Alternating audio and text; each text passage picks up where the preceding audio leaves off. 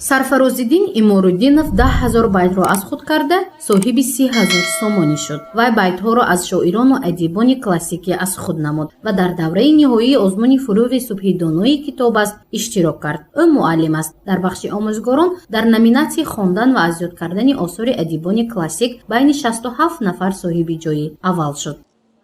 ки ҳадаф аз он ҷомеаи моро рӯ ба китоб ва китобхонӣ овардан аст ва худ яке аз шоҳиди баргузории ин озмун будам.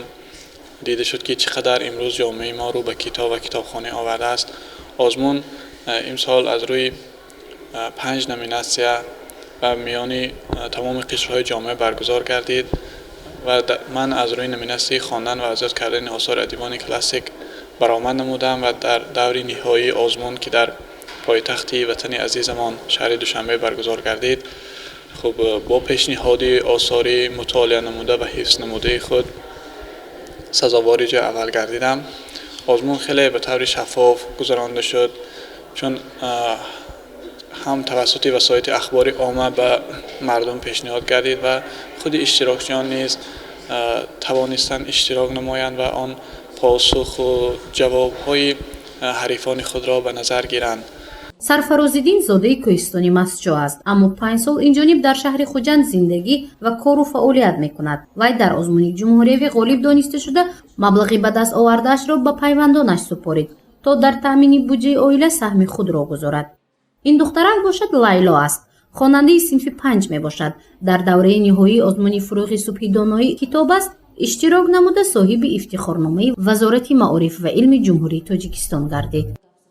соли аввал дар озмуни ҷумҳуриявӣ фурӯғи субҳи доноӣ аз рӯи номинатсияи хондан ва аз ёд кардани ашъори бачагона ва ривоятҳои халқи тоҷик иштирок карда будам.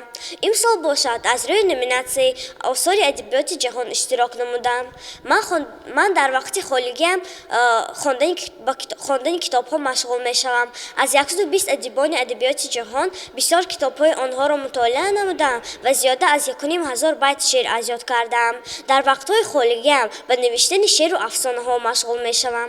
ду китобчаи ман бо номи «Добрый старик» ва «Принц Ведьма» бо забони русӣ аз чоп бароварда будам.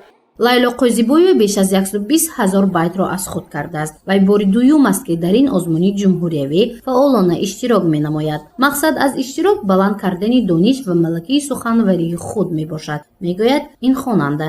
шинос шавед, ман Лайло, ман ҳам духтари доно, дар синфи 5 мехонам, бошам азизи дилҳо. омадаам ба озмун бо шеърҳои пурмазмун, бо қиссаву афсона, бо чистону тарона. Миршакар гӯя чистон, бо номи бобо салом, қиссаи 10 сомонӣ, азизи азизхонӣ. Лайло ва чанд нафар иштирокчиён ва ғолибони озмуни мазкур имрӯз сани 8 декабр дар мактаб барои хонандагони болаёқати шаҳри Хуҷанд маҳфил ташкил намуданд. дар маҳфил онҳо рафти озмунро ба хонандагони муассисаҳои таҳсилотӣ нақл карданд.